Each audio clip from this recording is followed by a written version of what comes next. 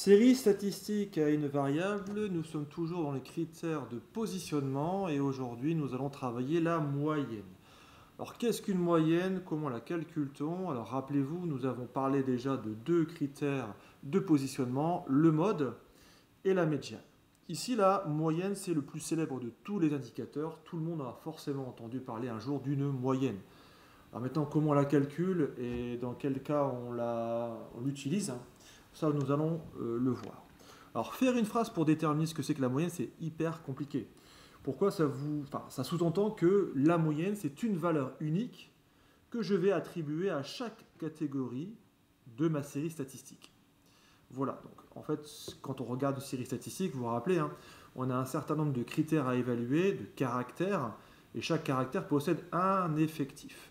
Eh bien, il faut tenir compte de l'effectif de chacun des caractères pour en élaborer ce qu'on appelle cette valeur unique.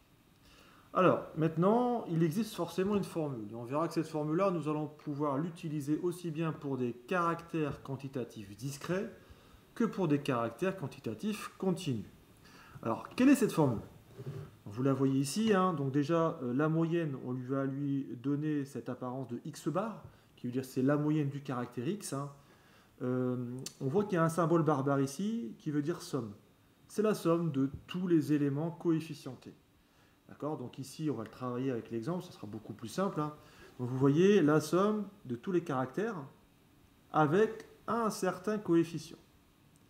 Et on va diviser par le total des coefficients. Donc ça donnera cette formule-là un peu barbare, n1x1 plus n2x2 plus n3x3 plus etc. divisé par grand N. Donc là, on a grand N, c'est l'effectif total, et sigma, c'est la lettre grecque qui veut dire somme, faire la somme de. Alors pour essayer d'expliquer cette notion de moyenne, je vais prendre un exemple ici. Donc on est sur le cas d'une famille, qui ont des enfants. Donc ici, nous avons relevé, donc c'est peut-être dans un immeuble, peu importe, dans un village, nous avons relevé exactement 30 familles qui chacune ont des enfants. On a 8 familles qui ont un enfant. On en a 9 qui en ont 2, 7 qui en ont 3, 3 qui en ont 4, 2 qui en ont 5 et une famille qui a 6 enfants. Donc là, l'idée, c'est de savoir le nombre d'enfants qu'il y a, en moyenne par famille. Donc pour ce faire, on va utiliser ce tableau qui va être l'élément directeur, ou en tout cas qui va nous permettre de travailler cette formule-là de manière plus agréable. Alors vous voyez dans la formule, je vous dis, il faut faire NI fois XI. NI fois XI. D'accord? NI, c'est l'effectif, XI, c'est l'indicateur. Donc par exemple ici, pour le premier calcul, qu'est-ce que je vais faire? J'ai 8 familles qui ont un enfant. Si je veux comptabiliser le nombre d'enfants, je fais 8 fois 1, qui fera exactement 8. Ok, première catégorie, 8 enfants. Dans la deuxième, j'ai 9 familles qui ont 2 enfants. Si je veux savoir le nombre d'enfants, 9 fois 2, donc ça fera 18 enfants. Voilà. Si maintenant je veux pour la troisième, donc j'ai 7 fois 3, 7 familles qui ont 3 enfants, donc ça me fera 21 enfants. Voilà. Ensuite, qu'est-ce que j'ai? J'ai 3 familles qui ont 4 enfants, donc 3 fois 4, 12. Voilà. Ensuite, j'ai 2 familles qui en ont 5, 2 familles qui ont 5 enfants, 10. Et enfin, 6 familles qui ont un enfant. Donc ça me fera 6. On regarde ici, là, le chiffre que j'obtiens là, c'est exactement le nombre d'enfants au total que je peux comptabiliser avec toutes les familles. D'accord? Donc ici, 8 plus 18 plus 21 plus 12 plus 10 plus 6, ça me fera exactement 75 enfants. J'ai 75 enfants répartis sur les 30 familles au total. Vous voyez ici, j'ai bien 30 familles ici. 75 enfants.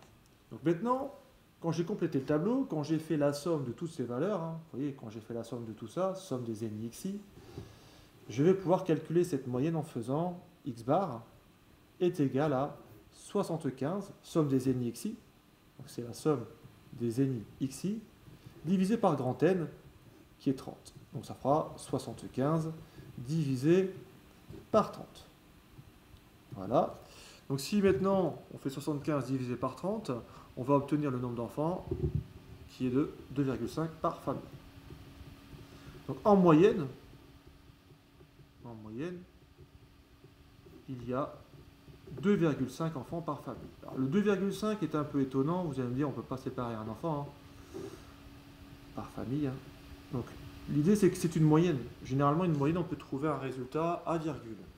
C'est-à-dire que si on répartit ces 2,5 enfants sur les 30 familles, si on fait 30 fois 2,5, nous retombons bien sur les 75 enfants. Alors, on peut calculer cette moyenne à l'aide de la calculatrice. C'est ce que je vais vous montrer tout de suite. Donc, pour utiliser la calculatrice, on va se positionner dans le menu statistique qui est juste ici. Hop, voilà. Vous voyez, le tableau est constitué, d'un côté, vous avez la valeur V1, l'effectif N1, et ensuite, on peut éventuellement travailler sur d'autres séries statistiques. Nous, on va s'intéresser uniquement aux deux premières colonnes. Ici, nous allons rentrer la valeur V1 qui correspond à la valeur XI. Alors, j'ai 1, 2, etc., etc. On va les remplir après et vous allez voir que la machine va le faire toute seule. Ici, donc, de familles, c'est bien 8 enfants, d'accord. J'ai bien 9 familles qui ont 2 enfants.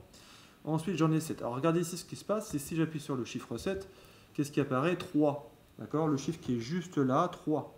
D'accord. Donc, en fait, on remarque une chose, c'est que le nombre d'enfants, comme on l'incrémente de 1 en 1, la calculatrice, c'est ce que je fais si je rentre ce chiffre-là. Elle sait ici que, par exemple, c'est un 4 qu'il faut qu'elle mette. Donc ici, je vais rentrer le chiffre 3.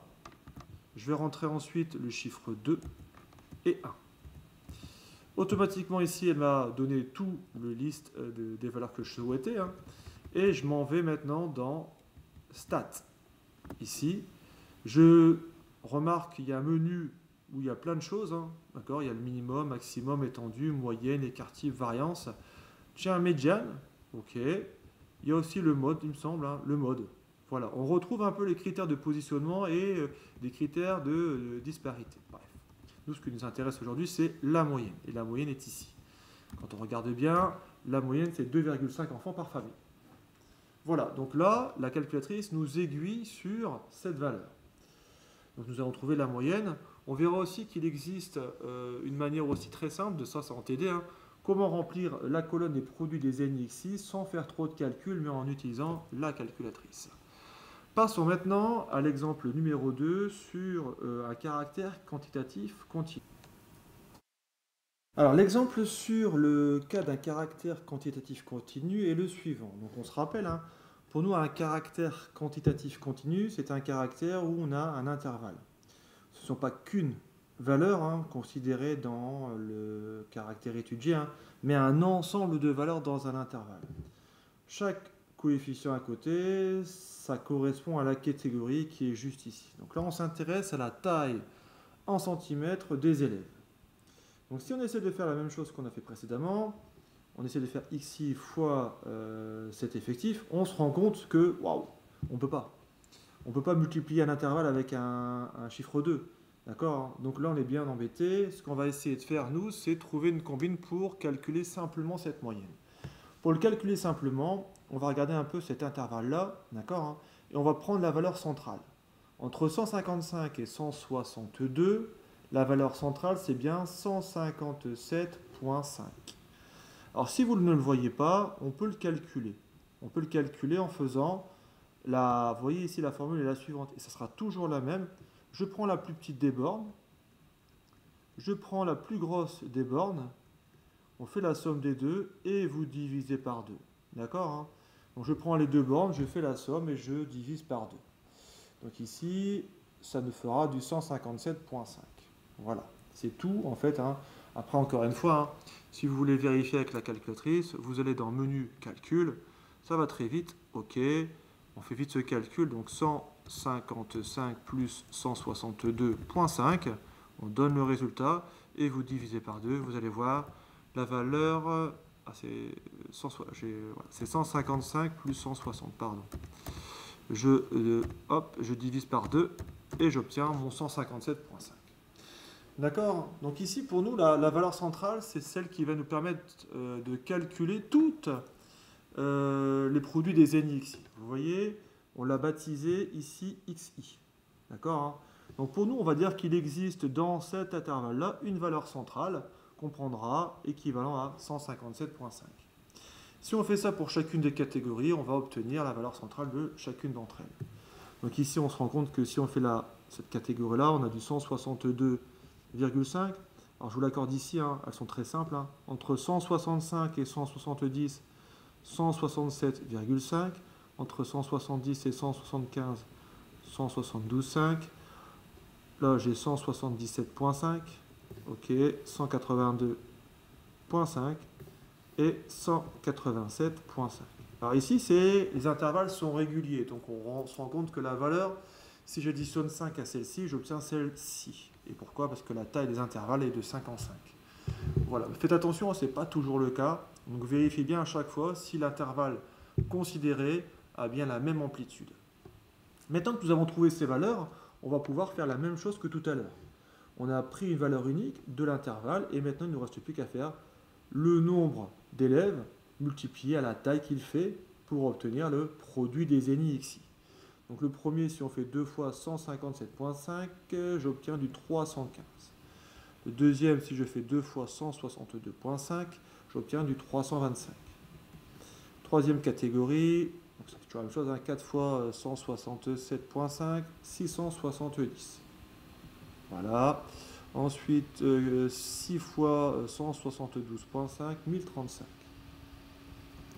7 fois 177,5, ça nous fait du 1242,5.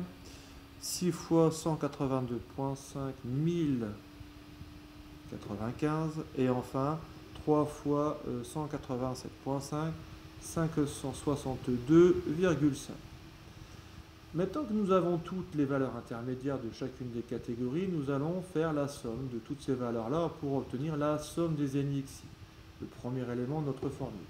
Alors si on fait la somme, ça fait du 4275 à vérifier. Donc en fait ici on a juste à faire la somme de toutes les valeurs pour obtenir la somme. Alors la somme des X, c'est 5245. Je ne sais pas du tout ça. 5245. Bref. Donc, nous trouvons cette somme et nous allons utiliser la formule qui dit que pour nous, la moyenne, hein, c'est bien la somme des NIXI divisée par grand N. Voilà, donc on va le noter là. X bar, c'est égal à la somme des NIXI divisé par grand N. Nous obtenons 5245 divisé par 30. Alors, ça me donnera une moyenne équivalente à 174 environ, 83. C'est pas une valeur qui tombe pile poil non plus, hein, ni en décimale. Hein. Donc on va principalement utiliser un arrondi. Donc là, c'est à 10-2. À 2 chiffres après la virgule. Je vais vous montrer par le calcul à côté. On va faire la même chose. On va reprendre la calculatrice, on va la mettre en mode statistique. Voilà, donc je me mets sur ma calculatrice en mode statistique et on va remplir le tableau. Toujours dans la colonne V1, vous mettez le caractère étudié. À savoir ici, rappelez-vous, hein, on a pris un centre de classe et c'est celui-ci que nous allons mettre dans cette case-là. Donc j'ai bien 157,5. Je vais rentrer les deux premières et on fera comme tout à l'heure. Je rentre les deux valeurs là, rappelez-vous, hein, on sait que pour passer sur celle d'en dessous, on additionne à chaque fois 5. La calculatrice l'a compris, dès que je rentre deux valeurs, elle comprend la gymnastique de qu'est-ce qui sépare mes deux valeurs, c'est bien 5 de différence. Je vais mettre maintenant les coefficients, donc c'est-à-dire l'effectif correspondant à chacun des groupes. C'est-à-dire 2, 2, 4, 6, 7, 6 et 3. Il me manque une valeur, non, tout à fait. Donc là, vous voyez, hein, la calculatrice 187,5 et j'ai bien le 187,5 dans la dernière des cases. Alors maintenant, je m'en vais, quand on a rempli le tableau, que toutes les valeurs y sont, on peut vérifier vite fait, savoir si on ne s'est pas trompé, des fois ça peut arriver, hein, et on va dans statistiques. Ici, nous remarquons qu'il a comptabilisé 30. C'est exactement le nombre d'élèves qu'il y a dans la classe. Le minimum, le maximum, et la moyenne, 174,83. Arrondi à 10-3, nous on a trouvé la même chose, d'accord, à savoir 174, hein, vous le voyez bien ici, hein, 1,43. Alors, au niveau du calcul, on obtenait aussi, alors regardez, hein, ça c'est intéressant aussi, la somme des x. Vous voyez, la somme des x que la calculatrice nous donne là, donc 5245, c'est exactement cette valeur qu'on a mise dans cette colonne ici. Ça permet d'aller des fois plus vite pour remplir cette case. Si vous ne vous êtes pas trompé dans les valeurs, c'est exactement cette somme-là à noter. Donc, ce qui voudrait dire qu'en moyenne, sur les 30 élèves, la taille moyenne de chaque, c'est bien de 174,83 en centimètres. Voilà. Donc, vous voyez, on va revenir sur ces deux notions, enfin sur deux exercices, hein, aussi bien caractère quantitatif continu et caractère quantitatif discret au travers des exercices. Mais c'est toujours de la même manière que nous allons procéder. Voilà.